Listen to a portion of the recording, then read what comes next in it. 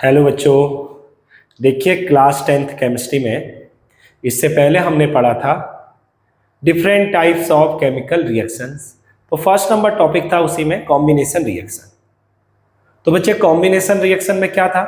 When two और more than two substance are combined together to form a single product. तो ये था हमारे पास कॉम्बिनेशन रिएक्शन। आज हमारे पास टॉपिक है डिकम्पोजिशन रिएक्शंस और टाइप्स ऑफ डिकम्पोजिशन रिएक्शंस। तो बच्चे इसमें बहुत कलर हैं, कंपाउंड के कैसे कलर चेंज होते हैं, मैं सारा कुछ आप लोगों को यहाँ पर बताऊंगा। आपको रिएक्शंस लिखनी है, नोट करनी है और उससे समझना है आप लोगों को। तो टॉपिक सिंपल सा टॉपिक हमारे पास है डिकम्पोजिशन रिएक्शंस। तो बच्चों डिकम्पोजिशन रिएक्शन होता क्या है? Decomposition reaction, the reactions in which or compounds are broken down into two or more simpler substances are called decomposition reaction. Combination में क्या था? दो या दो से ज्यादा रिएक्टेंट एक सिंगल प्रोडक्ट बना रहे हैं तो वो डिकम्पोजिशन था, सॉरी वो था कॉम्बिनेशन। और डिकम्पोजिशन में क्या है? जब हमारे पास एक सिंगल कंपाउंड ब्रोकन डाउन होके मोर देन वन प्रोडक्ट बनाते हैं तो उसे हम बोलते हैं डिकम्पोजिशन रिएक्शन। तो ये एक दूसरे के रिवर्स रिएक्शन होते हैं। फिर से समझना, मैंने क्या बोला कॉम्बिनेशन में कि जब दो या दो से ज्यादा रिएक्टेंट कंबाइन होते हैं तो एक सिंगल प्रोडक्ट का फॉर्मेशन करते हैं, तो ये है कॉम्बिनेशन। और डिकम्पोजिशन, अगर एक सिंगल रिएक्टेंट ब्रेक डाउन होके मोर देन वन प्रोडक्ट को फॉर्म करता है तो वो होता है डिकम्पोजिशन रिएक्शन। तो बच्चों डिकम्पोजिशन हीट के थ्रू हो सकता है, इलेक्ट्रिसिटी के थ्रू हो सकता है और सनलाइट के थ्रू हो सकता है। अब क्या क्या एग्जाम्पल होते हैं इसे हम यहां पर डिस्कस करेंगे। चलो टॉपिक है हमारे पास decomposition reaction.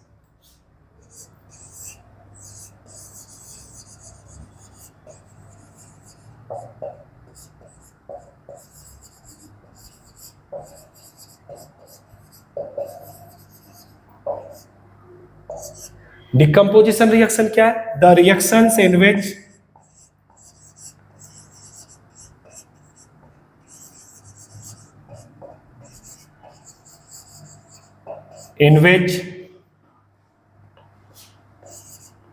a compounds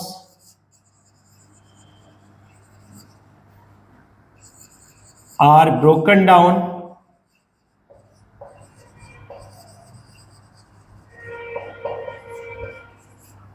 down into two or more substances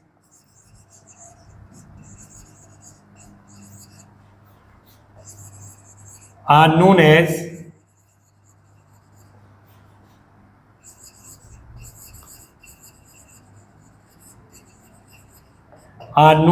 decomposition reactions। क्या था हमारे पास? देखना, the reactions in which a compounds are broken down into two और more substances are known as decomposition reaction. तो इसे हम बोलते हैं डिकम्पोजिशन रिएक्शन। अब इसमें क्या होगा कि हमारे पास कोई कंपाउंड है, वो मोर देन वन प्रोडक्ट को वहां पर फॉर्म करता है, तो इसे हम बोलते हैं डिकम्पोजिशन रिएक्शन। अब ऐसे ही एक एग्जांपल मैं आपको यहां पर समझाता हूं अभी। तो सबसे पहले इसके टाइप से लिख लेते हैं। और कॉम्बिनेशन और decomposition reactions are reversible reaction बच्चे, वो भी कैसे, वो भी समझाता हूं अभी। Types of decomposition reaction.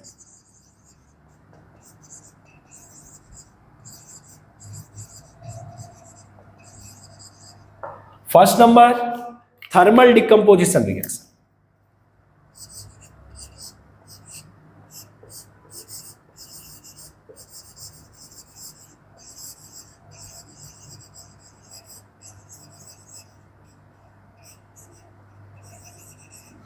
Thermal decomposition reaction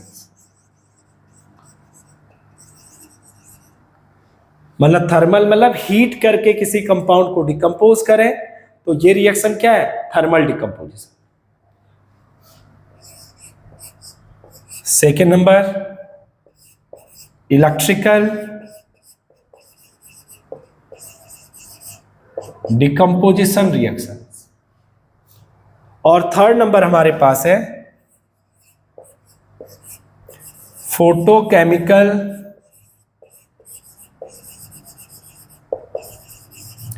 decomposition reactions.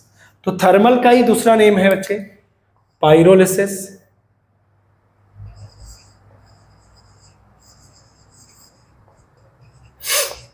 Electrical का नेम है इलेक्ट्रोलिसिस,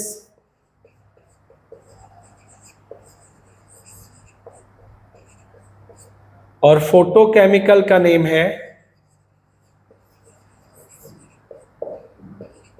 फोटोलिसिस।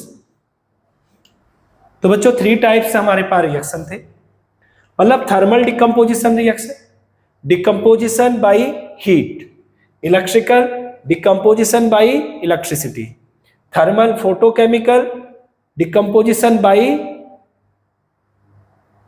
यहां पर सनलाइट के साथ रहेगा, डिकम्पोजिशन बाय सनलाइट, तो इसे बोलते हैं फोटोकेमिकल डिकम्पोजिशन रिएक्शन। चलो बच्चे नोट करिएगा इतना पहले।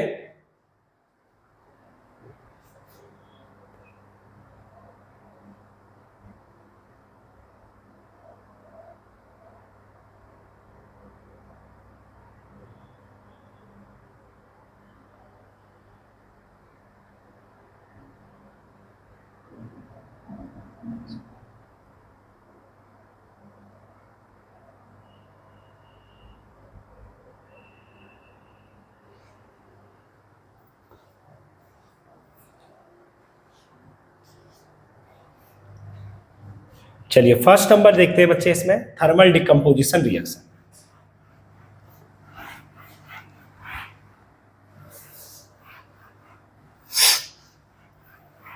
और इसी में आपको मैं इसमें एक्सप्लेन करूंगा कि यहां पर हमारे पास किस ढंग से रिएक्शन एक दूसरे के रिवर्सिबल होती है, कॉम्बिनेशन और डिकम्पोजिशन, समझिएगा इसमें।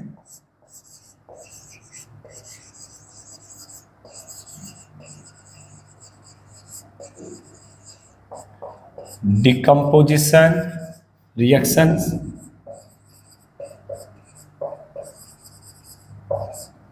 Thermal decomposition reactions. तो क्या हुआ इसका मतलब, डिकम्पोजिशन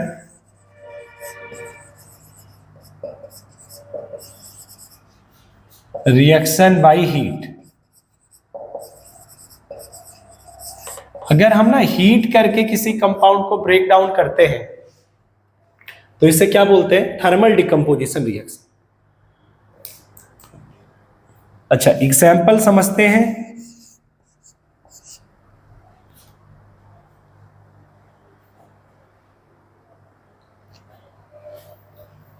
थर्मल डिकम्पोजिशन ऑफ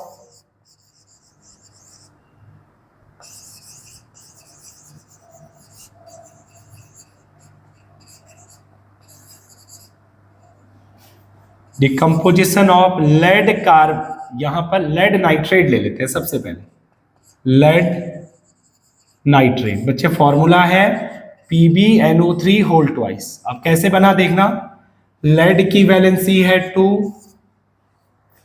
और नाइट्रेट क्या होता है, नाइट्रेट होता है NO3 नेगेटिव, इसे बोलते हैं नाइट्रेट आयन।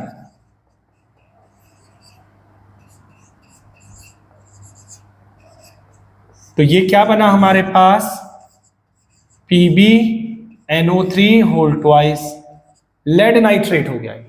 या फिर लेड की वैलेंसी 2 है तो इसी को मैं क्या बोल सकता हूं, लेड सेकेंड नाइट्रेट।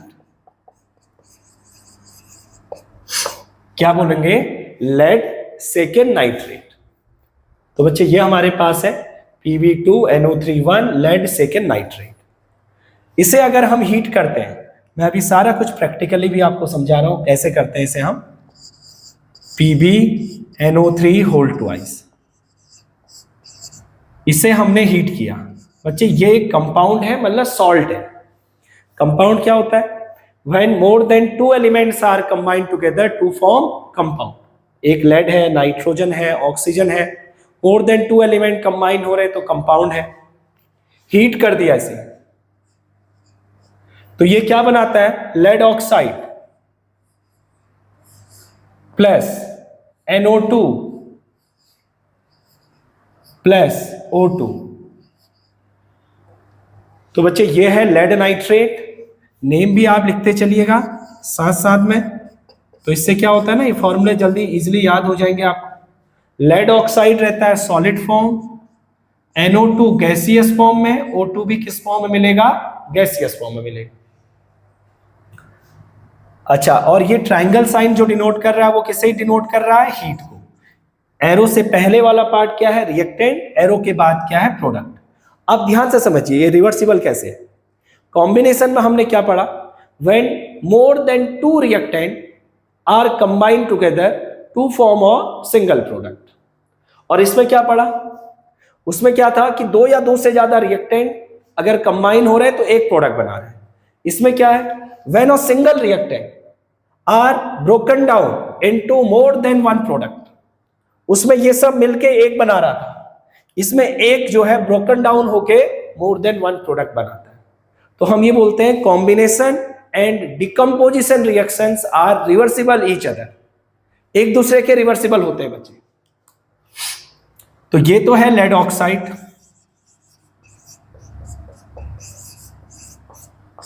और NO2 क्या है, नाइट्रोजन डाइऑक्साइड।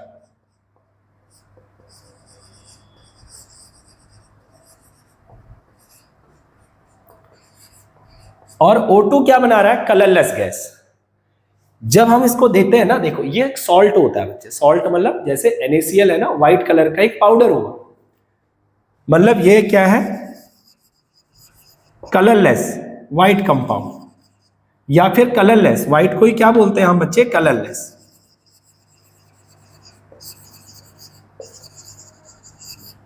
ठीक है, व्हाइट कलर्ड कंपाउंड या फिर कलरलेस कंपाउंड। जैसे ही हमने इसे हीट किया, इसने क्या किया, कलर चेंज कर दिया। क्या बनाया बच्चे, येलो, येलो कलर्ड कंपाउंड।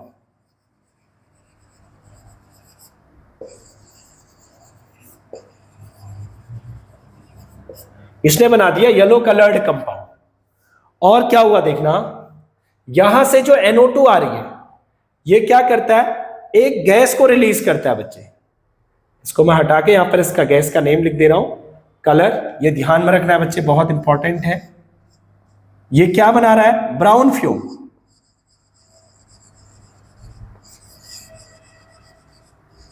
क्या फॉर्म कर रहा है, ब्राउन फ्यूम, ब्राउन फ्यूम को फॉर्म कर रहा है, ब्राउन गैस। और O2 यहां से कलरलेस गैस यहां से इवॉल्व होगी। मतलब क्या हुआ, एक हमने क्या लिया, टेस्ट ट्यूब ले ली बच्चे। अब इसको मैं आपको यहां पर समझाता हूं सारा कुछ, ध्यान से समझिएगा, बड़ा सिंपल सा है। इसको शॉर्ट में लिख दे रहे हैं हम, PbNO3 होल ट्वाइस। हमने क्या किया, एक टेस्ट ट्यूब ले ली बच्चे।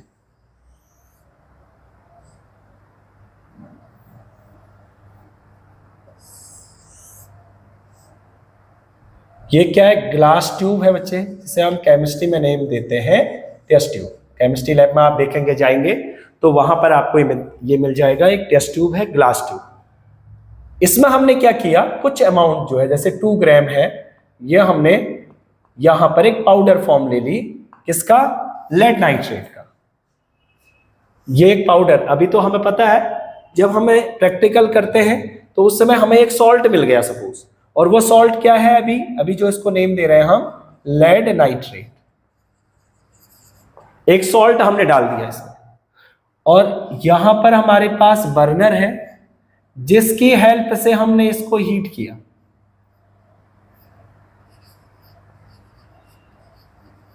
मतलब लैंप होता है एक कैंडल की तरह, तो उससे हमने क्या किया, हीट किया बच्चे।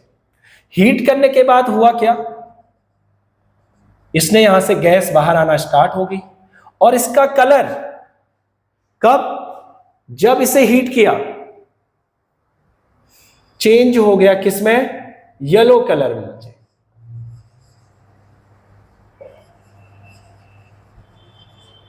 ये किसमें, लेड ऑक्साइड का कलर। पहले क्या था, लेड नाइट्रेट कलरलेस। इससे बड़ा इजीली समझ में आएगा आपको। ये क्या था, एक पाउडर था, इसको आपने टेस्ट ट्यूब में लिया और इसे हीट किया, और आपने देखा कुछ ही टाइम के बाद कि ये इसका कलर चेंज हो चुका है। अब पहले जो व्हाइट कलर का था वो येलो कलर में कन्वर्ट हो गया, और यहां से गैस बाहर आ रही है।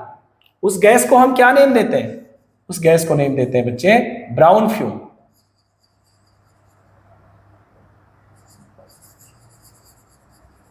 मतलब NO2। और यहां से एक कलरलेस गैस बाहर आएगी, और उस कलरलेस गैस का नेम है O2। मतलब क्या हुआ कि हमने लेड नाइट्रेट को हीट किया तो लेड ऑक्साइड, NO2 और O2 का फॉर्मेशन हुआ। ये किसका एग्जाम्पल है, thermal decomposition of lead nitrate का एग्जाम्पल है। तो इसे नोट कर लीजिए। मैं चलो एक चीज इसमें और मैं आपको बताता हूं, इसको बैलेंस, बड़ा सिंपल सा है बच्चे। बैलेंस हम क्यों करते हैं, मैंने पहली वीडियो पहले भी बता रखा है आपको। बैलेंस इसलिए करते हैं किसी केमिकल इक्वेशन को कि वो law of conservation of mass को फॉलो कर सके। तो अब इससे पहले वाला और इसके बाद वाला हमें मास इक्वल करना है। तो ऑक्सीजन के नंबर कितने हो गए, 3 2 जा 6। लेड कितना है 1, नाइट्रोजन कितने हो गए 2। यहां नाइट्रोजन 1 है बच्चों। ऑक्सीजन के नंबर 2 2 4 1 5, ऑक्सीजन 5 है। नाइट्रोजन को 2 कर दें ऐसे। अब ऑक्सीजन के नंबर चेंज हो गए, देखो 2 2 जा 4, ये आपको मल्टीप्लाई करना है जैसे मैथ्स में करते हैं आप बच्चों। 2 2 जा 4, 4 + 2 6, 6 + 1 7। यहां ऑक्सीजन के नंबर 3 2 जा 6 है। पहले ऑक्सीजन देखो 3 था, 2 से मल्टीप्लाई कर दिया तो कितने हो गए, यहां पर 3 2 जा 6 हो गए। तो बच्चों एक तो तरीका आपके पास यह है कि इस ऑक्सीजन के नंबर जो बढ़ रहे हैं इसको क्या कर दो, हाफ कर दो। ऐसे ऐसे अगर हाफ कर दें तो बैलेंस हो गया। देखो अब ऑक्सीजन 1 हुआ, इसका मतलब 2 से 2 कैंसिल आउट, 1 ऑक्सीजन। 2 2 जा 4, 4 + 1 5, 5 + 1 6 और 3 2 जा 6। दूसरा तरीका क्या है कि आप रिएक्टेंट साइड जो है इसको डबल कर दीजिए बच्चे।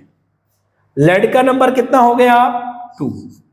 अब नाइट्रोजन पहले कितने थे, 2 थे बच्चे। 2 2 जा 4, 4 नाइट्रोजन। ऑक्सीजन के नंबर कितने हैं, 3 2 जा 6, 6 2 जा 12। ऑक्सीजन कितने हो गए, 3 2 जा 6, 6 2 जा 12। इधर देखिए बच्चे, 4 2 जा 8, 8 + 2 10, 10 + 2 12। तो बैलेंस हो गया। तो कैसे भी आप बैलेंस कर सकते हैं, इसके लिए कोई रूल नहीं है, ये हिट एंड ट्रायल मेथड है। हमें बस इक्वल नंबर ऑफ एटम्स करने होते हैं इन बोथ साइड, रिएक्टेंट और प्रोडक्ट। चलो बच्चे नोट कर लीजिए इसे। सेकेंड नंबर एग्जांपल देखते हैं बच्चों इसी में।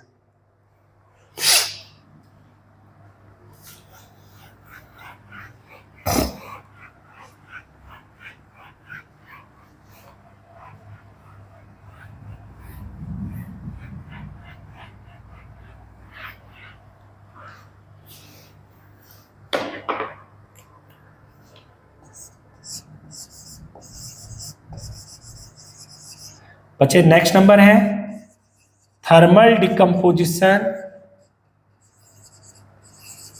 Of ferrous sulphate. इसको इस ढंग से लिख दे रहा हूं, फेरस सल्फेट। बहुत इंपॉर्टेंट है बच्चे, इसको नोट करो। मैं इसको आगे एक्सप्लेन करता हूं पूरा, बहुत इंपॉर्टेंट रिएक्शन है।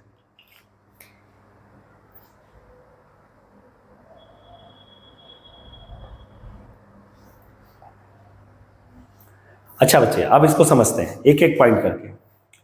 देखो आयरन के 2 फॉर्म होते हैं, मैं आपको यहां पर सारा कुछ चीजें बता रहा हूं। Fe है आयरन, 2 फॉर्म है बच्चे इसके। कौन कौन से, एक तो Fe2 पॉजिटिव जिसे हम क्या नेम देते हैं फेरस, एक Fe3 पॉजिटिव जिसे हम नेम देते हैं फेरिक। बच्चे जो ज्यादा होती है ना, जहां पर चार्ज वैलेंसी ज्यादा है तो वहां पर एक वर्ड आता है, जहां पर कम है वहां पर अस वर्ड आता है। तो ये ऐसे एलिमेंट है जो मोर देन 1 वैलेंसी को शो कर सकते हैं। Fe2 positive, Fe3 positive. अब मैंने क्या बोला, फेरस सल्फेट बोला। मतलब आयरन की वैलेंसी क्या होगी 2। तो देखो ध्यान से समझना, तो जैसे हम पहले फेरस सल्फेट लेते हैं बच्चे, नेचर में किस फॉर्म में मिलता है हमें, ये एग्जिस्ट करता है बच्चे Fe SO4.7H2। क्या मैंने पढ़ा इसे, Fe SO4.7H2 मतलब क्या हुआ, इसका मतलब हुआ हाइड्रेटेड फेरस सल्फेट। मैंने क्या बोला फिर से समझना, FeSO4.7H2 तो किस फॉर्म में मिल रहा है, FeSO4.7H2O, H2O यहां पर ऐड हुए हैं बच्चे, इसमें जुड़े हुए हैं, .7H2, तो इसको बोलते हैं हाइड्रेटेड फेरस सल्फेट, इस फॉर्म में एग्जिस्ट करता है। एनसीईआरटी में एक स्टेप बाद में दे रखिए बच्चे रिएक्शन, आप पहले स्टार्टिंग से समझो, ये यहीं से क्वेश्चन पूछता है आपसे। ये क्या है, हाइड्रेटेड है बच्चे, इसे ना केमिस्ट्री में हम एक नेम देते हैं वाटर ऑफ क्रिस्टलाइजेशन। अब किसी सॉल्ट में अगर वाटर मॉलिक्यूल ऐड होता है इस ढंग से, तो इसे हम क्या नेम देते हैं, वाटर ऑफ क्रिस्टलाइजेशन। क्या है देखना water of crystallization, when a fix number of water molecule attached in a salt, फिर से समझिए, when a fix number of water molecule, अगर एक फिक्स्ड नंबर में वाटर मॉलिक्यूल किसी सॉल्ट में अटैच्ड होते हैं, इसे हम बोलते हैं वाटर ऑफ क्रिस्टलाइजेशन। समझ में आया होगा आप लोगों को, देखो बड़ा सिंपल सा है। क्या बोला, किसी सॉल्ट पे वाटर मॉलिक्यूल का अटैच्ड होना, उस फॉर्म को क्या बोलते हैं, हाइड्रेटेड फॉर्म बोलते हैं, और इसी फॉर्म में ये एग्जिस्ट करता है। मैंने इसके क्या बोला, वाटर ऑफ क्रिस्टलाइजेशन पूरे को नेम दिया, तो क्या था, when a fix number of water molecule attached in a salt, ये फिक्स नंबर में होते हैं बच्चे, और इसका कलर जो होता है वो होता है ग्रीन कलर।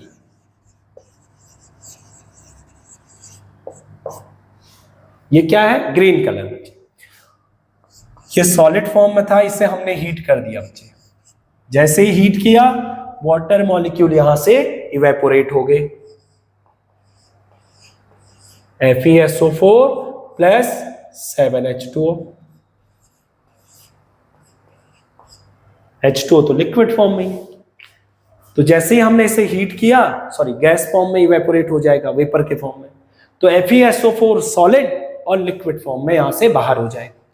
और ये क्या हुआ, ये तो था हाइड्रेटेड, ये है एनहाइड्रस।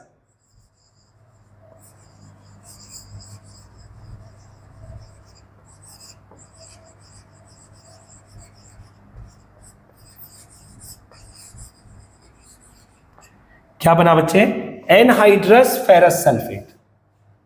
एनहाइड्रस मतलब ड्राई फॉर्म, बिल्कुल सूखा हुआ, इसमें वाटर नहीं है, वाटर तो बाहर चले गया। और इसका कलर क्या होता है बच्चे, ये हो जाता है व्हाइट कलर, मतलब कलरलेस।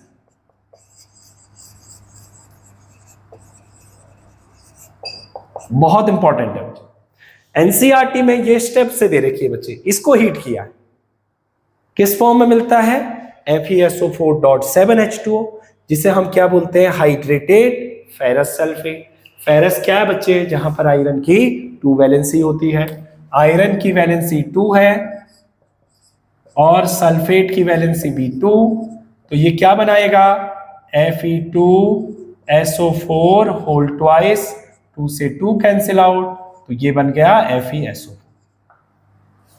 ये बना बच्चों, क्या था, हाइड्रेटेड फेरस सल्फेट था जिसका कलर है ग्रीन, हीट कर दें anhydrous ferrous sulphate, dry colour बच्चे, व्हाइट कलर्ड कंपाउंड का फॉर्मेशन करता है। अब क्या किया हमने, इसी को देखना, इसको हीट करते हैं, इसको बच्चे हीट किया हमने, टेस्ट ट्यूब में लिया एक पाउडर को, और क्या बना देखना, Fe2O3 Fe2O3 प्लस SO2 और प्लस SO3, इसका कोई कलर नहीं है, व्हाइट कलर, कलरलेस कंपाउंड। ये क्या बनाता है, ब्राउन रस्ट होती है ना हमारे पास,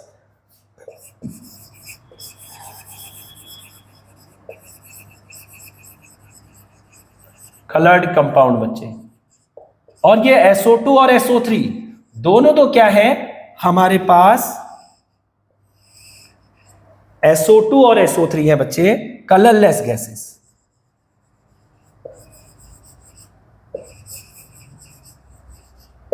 ये कौन सी है, कलरलेस गैसेस। इसका नेचर क्या होगा अभी समझते हैं इसको।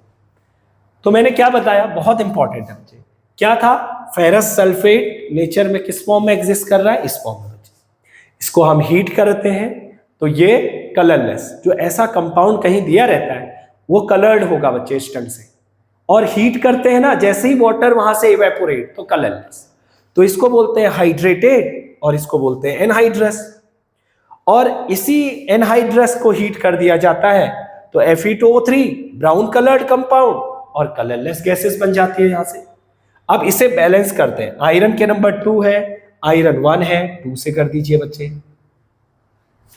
सल्फर के नंबर 2 है इधर सल्फर के नंबर 2, ऑक्सीजन 4 2 8, इधर देखना बच्चे 3 + 2 5, 5 + 3 8, बैलेंस हो गया। देखो बड़ा सिंपल सा। तो ये हमारे पास है थर्मल डिकम्पोजिशन रिएक्शंस में, thermal decomposition of ferrous sulphate. चलो बच्चे नोट कर लीजिए इसे।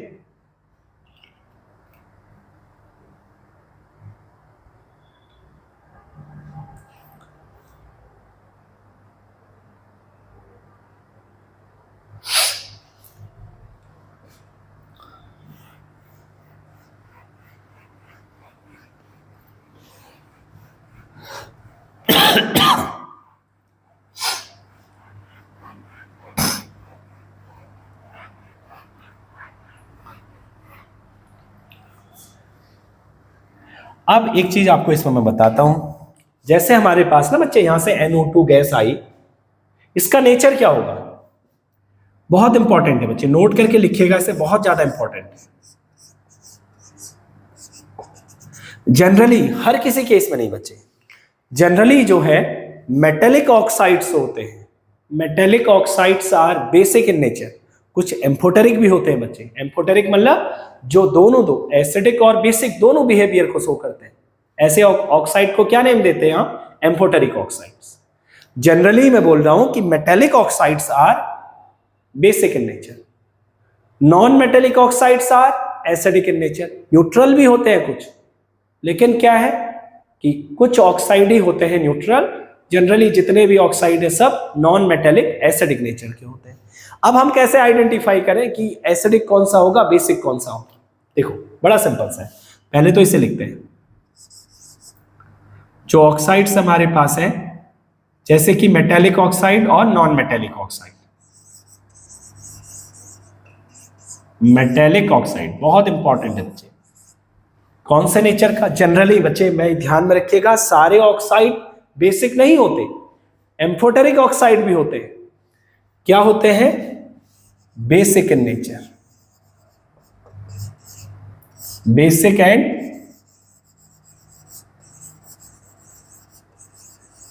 एम्फोटेरिक। एम्फोटेरिक का मतलब ऐसे ऑक्साइड्स जो दोनों दो कैरेक्टर को शो करता हो, acidic as well as basic. Those oxides which show acidic as well as basic behaviour, तो इसको हम बोलते हैं amphoteric oxide. Non metallic oxide,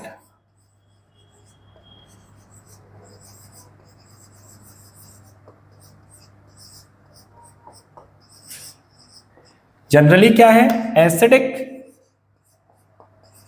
या फिर बच्चों न्यूट्रल। आप कैसे पता चलेगा, देखना हमें किसी भी एलिमेंट के लास्ट सब सेल में अगर 1 2 3 इलेक्ट्रॉन है, ये बहुत कम होते हैं बच्चे।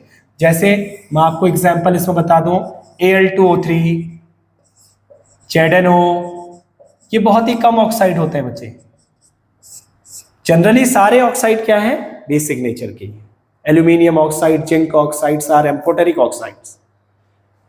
तो मेटेलिक ऑक्साइड्स वो ऑक्साइड हुए जिनके लास्ट सेल में 1 2 और 3 इलेक्ट्रॉन होते हैं। इलेक्ट्रॉनिक कॉन्फ़िगरेशन बच्चे हमने 9th क्लास में पढ़ रखा है। 1, 2 और 3 इलेक्ट्रॉन किसी के लास्ट सेल में है तो वो क्या है, बेसिक नेचर ऑक्साइड। अगर 4 या 4 से ज्यादा इलेक्ट्रॉन आ रहे हैं, कहां तक आ सकते हैं बच्चे, 7 तक, 8 वाला तो वैसे भी नोबल गैस होता है, तो वो सब क्या है, acidic nature, generally acidic nature oxides है। तो जैसे NO2 है, अब कैसे पता चलेगा, नाइट्रोजन देखते हैं, नाइट्रोजन डाइऑक्साइड है 2,5, लास्ट सेल में क्या है 5 इलेक्ट्रॉन। कौन सा ऑक्साइड हुआ बच्चे, नॉन मेटेलिक ऑक्साइड। मैंने क्या बोला 1, 2, 3, ये क्या क्या होगा 1, 2, 3, और इसमें 5, 4, 5, 6 एंड 7, क्योंकि लास्ट वाला तो ऑक्साइड बनाता ही नहीं, तो ये हमारे पास है नॉन मेटेलिक ऑक्साइड। जनरली क्या होते हैं हमारे पास एसिडिक नेचर ऑक्साइड बनाते हैं। तो NO2 का नेचर क्या हो गया, एसिडिक नेचर, बड़ा सिंपल सा है। जैसे इधर में लिखो Na2, इसका नेचर क्या हुआ बच्चे, देखो सोडियम का एटॉमिक नंबर 11, 2,8,1, लास्ट सेल में कितने इलेक्ट्रॉन 1, तो इसका मतलब कौन सा है, मेटेलिक, मतलब बेसिक नेचर ऑक्साइड हो गया। तो ये हमारे पास NO2, जैसे SO2 है या SO3 है, सल्फर का एटॉमिक नंबर 16, 2,8,6, लास्ट सेल में कितने इलेक्ट्रॉन 6, 4 से ज्यादा नॉन मेटेलिक, और नॉन मेटेलिक कौन सा ऑक्साइड बनाता है, जनरली एसिडिक, बस एसिडिक नेचर का हो गया इसका नेचर। चलो बच्चे नोट कर लीजिए, इसको भी बहुत इंपॉर्टेंट है।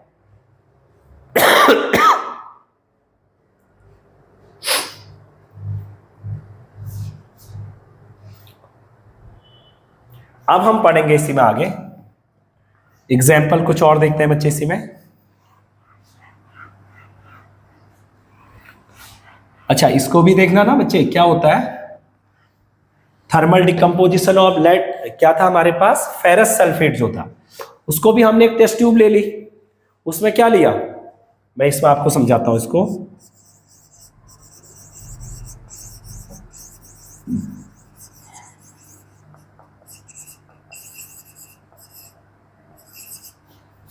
FeSO4 फेरस सल्फेट, हमने क्या किया, एक टेस्ट ट्यूब ली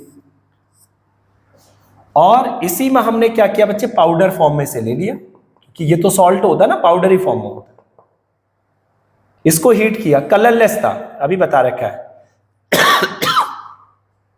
यहां से कलरलेस गैसेस बाहर आ गई, SO2 एंड SO3, और इसका कलर कैसा चेंज हो गया आफ्टर हीट करने के बाद। ये पहले क्या था, FeSO4 मतलब कलरलेस, जैसे हीट किया तो इसका कलर किसमें हो गया, Fe2O3 मतलब ब्राउन कलर।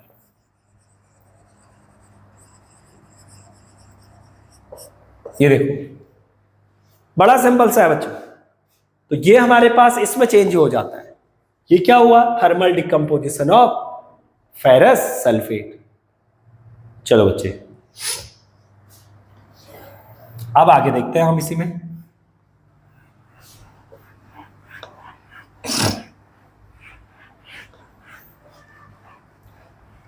ये कलर बहुत इंपॉर्टेंट है बच्चे, कलर ध्यान में रखना है आपको। जैसे एक सिंपल एग्जांपल ले लेता हूं मैं, थर्मल डिकम्पोजिशन मतलब जिसमें भी एक reactant more than one product में कन्वर्ट हो रहा है, तो वो हमारे पास होता है डिकम्पोजिशन। अगर हीट के साथ है तो थर्मल, बड़ा सिंपल सा आइडेंटिफाई करना, thermal decomposition of lead carbonate.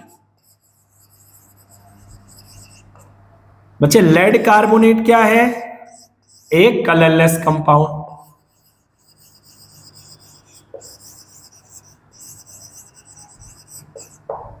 किस फॉर्म में है, सॉलिड फॉर्म में। बच्चों हीट कर दिया इसको, इसको क्या किया, हीट, किस में कन्वर्ट हुआ, लेड ऑक्साइड प्लस CO2, मतलब CO2 gas, lead oxide solid form में, मतलब ये कौन सा हो गया, येलो कलर्ड कंपाउंड, इसमें कन्वर्ट हो गया, मतलब colourless compound yellow coloured compound में कन्वर्ट हो गया। तो ये क्या हुआ, thermal decomposition of lead carbonate हुआ, PbCO3।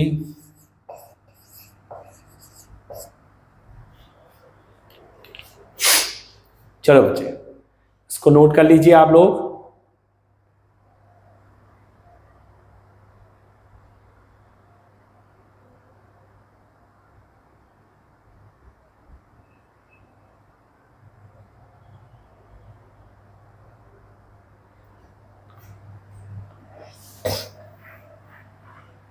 कलरलेस का मतलब होता है बच्चे व्हाइट, व्हाइट कलर कंपाउंड।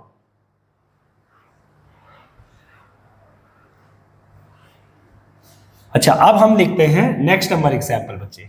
अब इसी में आप क्या लिख सकते हो देखना, थर्मल में एक एग्जांपल और समझ लो, thermal decomposition of calcium carbonate, thermal decomposition of magnesium carbonate, है ना, बड़े सिंपल से है बच्चे। एक बार इसी को और समझ लेते हैं, बड़े बड़े एग्जांपल ये भी ध्यान में रखने हैं, ये भी ध्यान में रखने हैं बच्चे।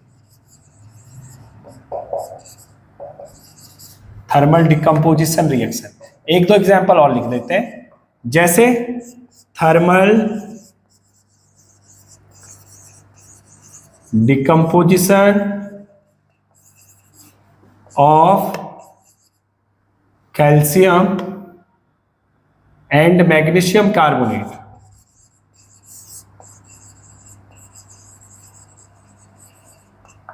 जैसे बच्चे हमारे पास है कैल्शियम कार्बोनेट, दूसरा क्या है magnesium carbonate, solid form, solid, heat कर दिया बच्चे इसको हमने, हीट करने के बाद किस में चेंज हुआ, कैल्शियम ऑक्साइड प्लस CO2, फिर इधर मैग्नीशियम ऑक्साइड प्लस CO2।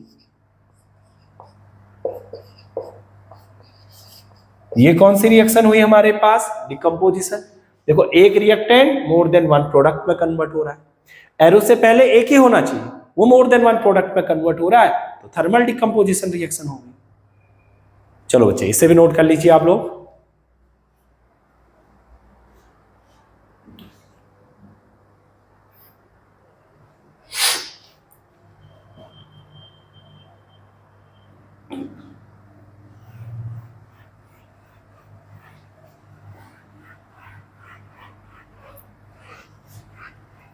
अब नेक्स्ट नंबर हमारे पास है electrical decomposition reaction.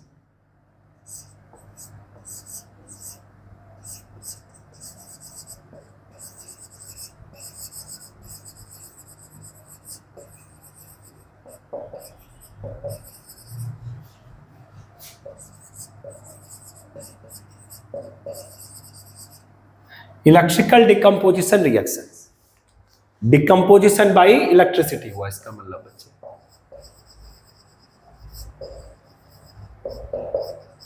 Decomposition bye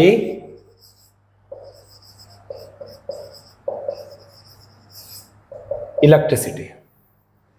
जैसे बच्चे हमारे पास इलेक्ट्रोलिसिस भी इसी को बोलते हैं।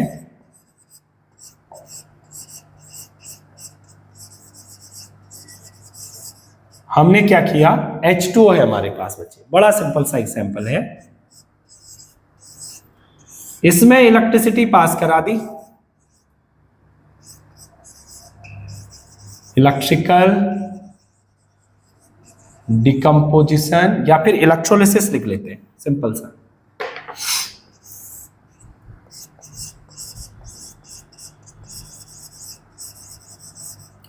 इलेक्ट्रोलिसिस, तो दो हमारे पास यहां से कंपाउंड फॉर्म होंगे, एक बनेगा H2 और एक बनेगा O2।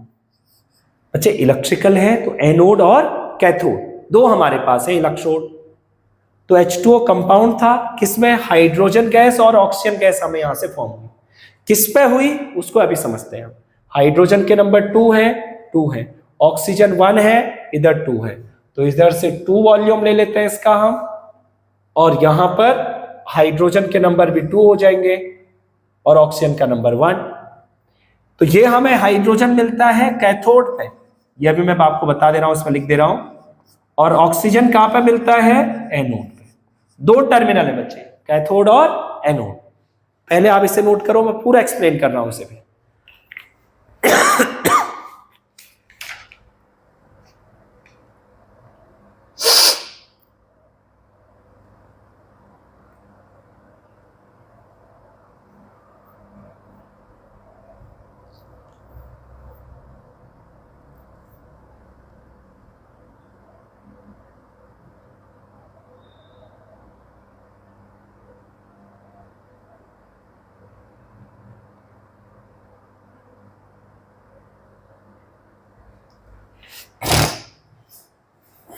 चलो बच्चे, इसको समझते हैं अब हम। इलेक्ट्रोलिसिस क्या है? Electrical decomposition of water molecule to form hydrogen और ऑक्सीजन, इसको बोलते हैं इलेक्ट्रोलिसिस।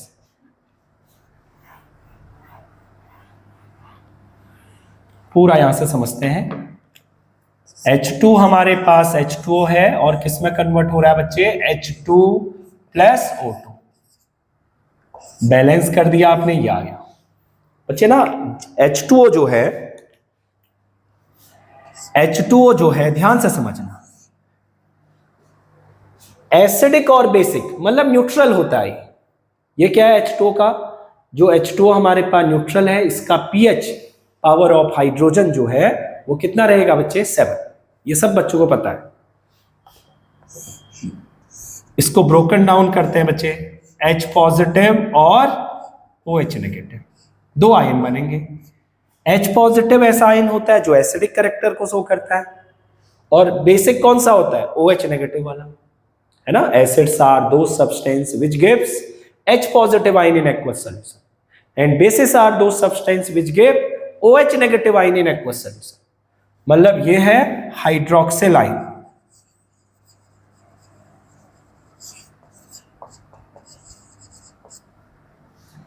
ये है हाइड्रोजन आयन, प्रोटॉन जिसे हम बोलते हैं बच्चे। अच्छा बच्चे, अब इधर आते हैं, हम थोड़ा सा इसको समझ लेते हैं। जो बच्चे चार्ज आयन है वो दो टाइप के होते हैं। चार्ज्ड आयन कितने टाइप के हैं? दो टाइप के। मतलब एक तो क्या होता है? पॉजिटिवली चार्ज्ड आयन,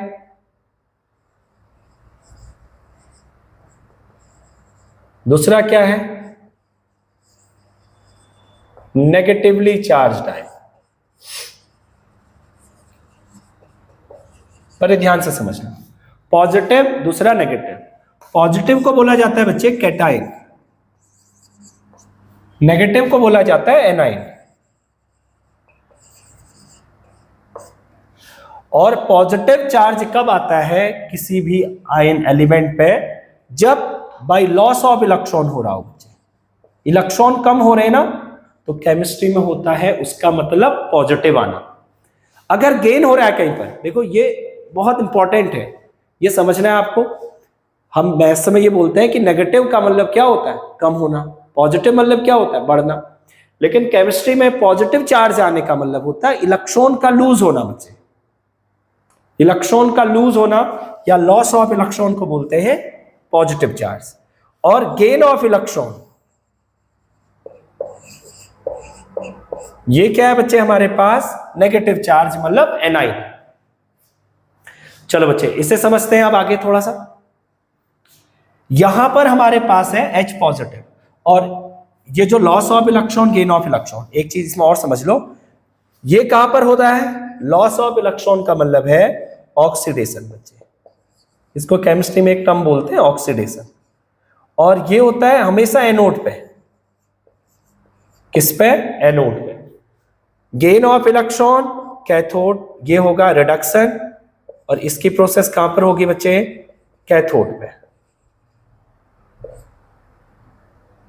रिडक्शन है कहां पर हो रहा है? कैथोड पे। ये हमारे पास दो टर्मिनल है, एनोड और कैथोड। अब इसमें आते हैं H पॉजिटिव, ध्यान से समझना अच्छे से, बहुत इंपॉर्टेंट है।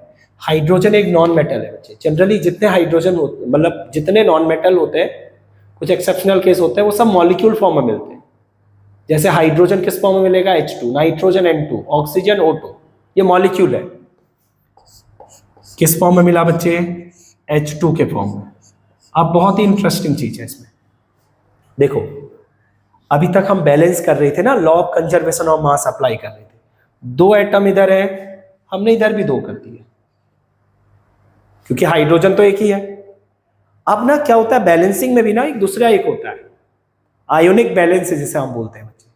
मतलब अभी तक किसी केस में ऐसा नहीं आया था क्योंकि चार्ज फिर सब में बैलेंस हो रहा था। अब पहला केस आ रहा है जिसमें चार्ज बैलेंस नहीं है बच्चे। देखो कहने का मतलब यह है हाइड्रोजन के पास इलेक्ट्रॉन कितने होते हैं? 1। अगर एक इलेक्ट्रॉन लूज कर देगा तो इलेक्ट्रॉन कितने होंगे? 0। देखो यहां हाइड्रोजन, एक हाइड्रोजन के पास 1, 2 के पास कितने इलेक्ट्रॉन? 2 इलेक्ट्रॉन। यहां एक हाइड्रोजन में 0 क्योंकि पॉजिटिव है, 2 में कितने? 0। इसमें 0 ही है इलेक्ट्रॉन। तो बच्चे क्या करें इसमें, क्योंकि हमें बैलेंस भी तो करना है, कंजर्वेशन ऑफ मास इक्वल होना चाहिए प्रोडक्ट रिएक्टेंट का। 2 इलेक्ट्रॉन इधर ऐड कर दें। ये क्या होता है? कैथोड।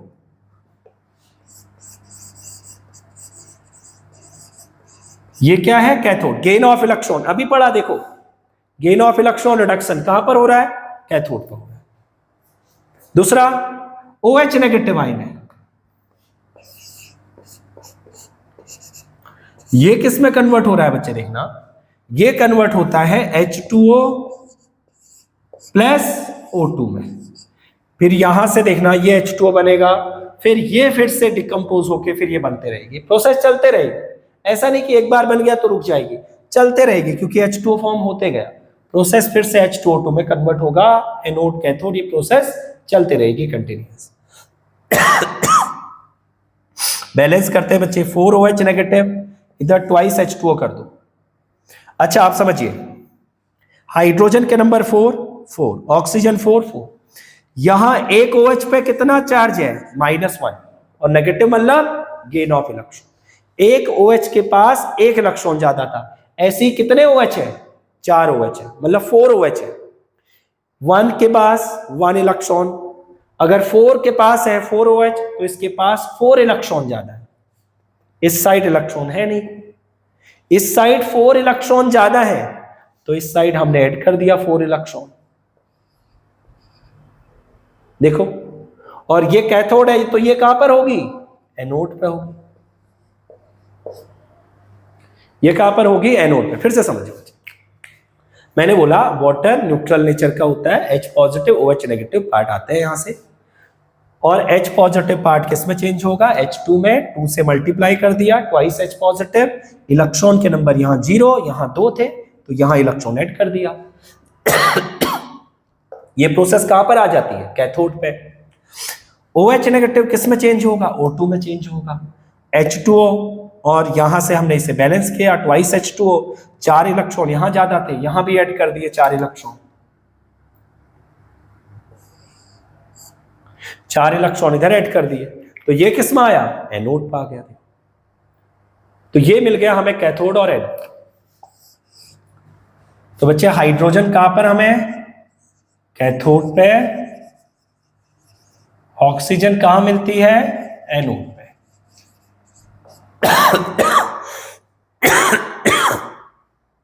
चलो बच्चे नोट कर लीजिए इतना।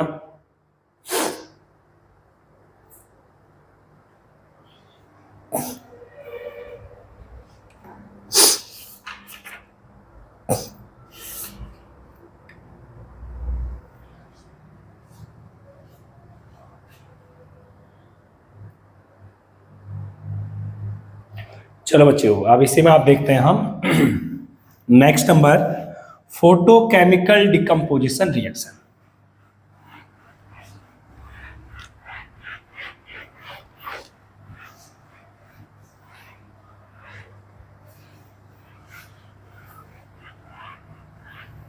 अब क्या है फोटोकेमिकल?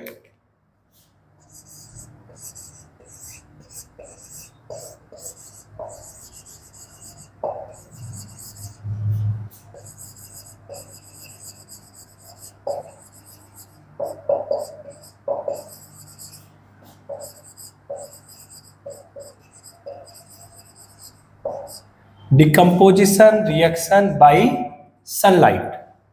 इसका मतलब क्या है? फोटोकेमिकल डिकम्पोजिशन या फोटोलिसिस भी इसी को बोलते हैं, डिकम्पोजिशन रिएक्शन बाय सनलाइट। अब बहुत ही इंटरेस्टिंग चीज इसमें यह है, जैसे एग्जाम्पल इसमें क्या है बच्चे, एग्जाम्पल ही इसमें आप लोग को बिल्कुल अच्छे से ध्यान में रखने, कलर ध्यान में रखने बस। तो एग्जाम्पल क्या है? थर्मल डिकम्पोजिशन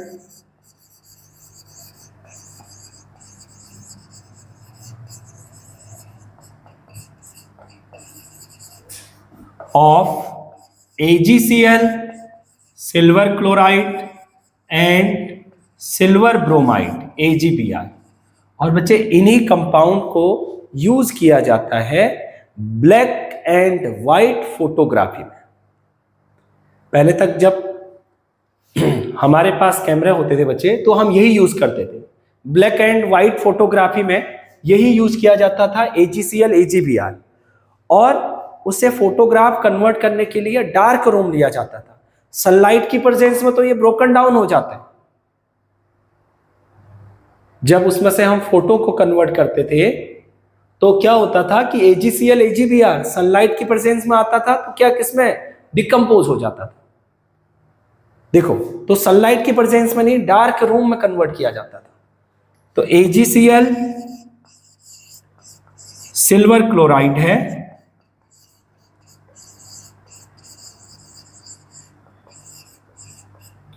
और ये कंपाउंड क्या है? White coloured compound.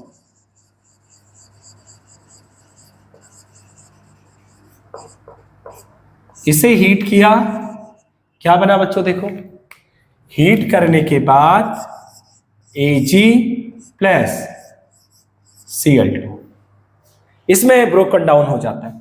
सिल्वर मतलब Ag मतलब सिल्वर मतलब कौन सा कलर? ग्रे, ग्रे कलर्ड होता। Cl2 ये हमारे पास एक क्लोरीन गैस है, येलो कलर्ड गैस होती है क्लोरीन गैस। अच्छा, अब इसी के बाद दूसरा कंपाउंड क्या है? बैलेंस कर लेते हैं बच्चे। Cl के नंबर 2, Cl1 2 कर दीजिए, इधर इधर भी 2 आ जाएगा। AgBr ये क्या है? Silver bromide.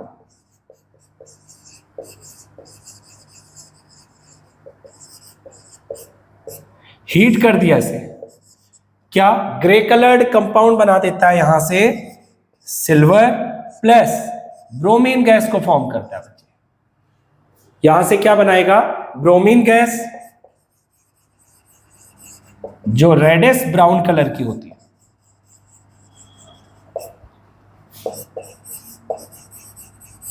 Grey coloured compound, grey coloured element मतलब सिल्वर में कन्वर्ट हो जाता है।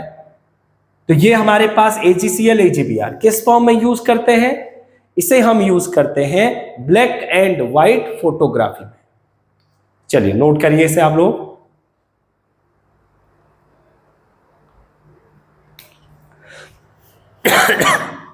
और सिल्वर ब्रोमाइड क्या है? येलो कलर्ड कंपाउंड है।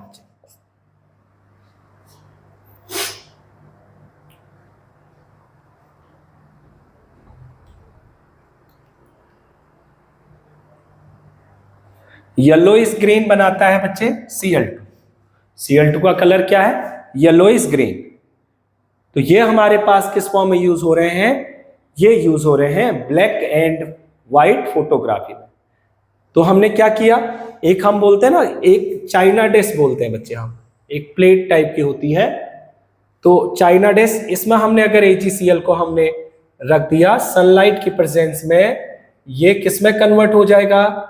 ये कन्वर्ट हो जाएगा इस ढंग से ग्रे और Cl2 क्लोरीन में, येलोइश ग्रीन कलर गैस जो बन रही है यहां से। AgBr जो हमारे पास येलो कलर्ड कंपाउंड है वो ग्रे और रेडिश ब्राउन में कन्वर्ट हो जाता है। और ये किस फॉर्म में यूज हो रहे हैं? ये यूज हो रहे हैं सेम, दोनों दो यूज होते हैं ब्लैक एंड व्हाइट फोटोग्राफी में। तो बच्चे नेक्स्ट क्लास में इससे रिलेटेड क्वेश्चन करेंगे और हम पढ़ेंगे फिर displacement and double displacement reaction. चलो बच्चे, ओके, थैंक यू।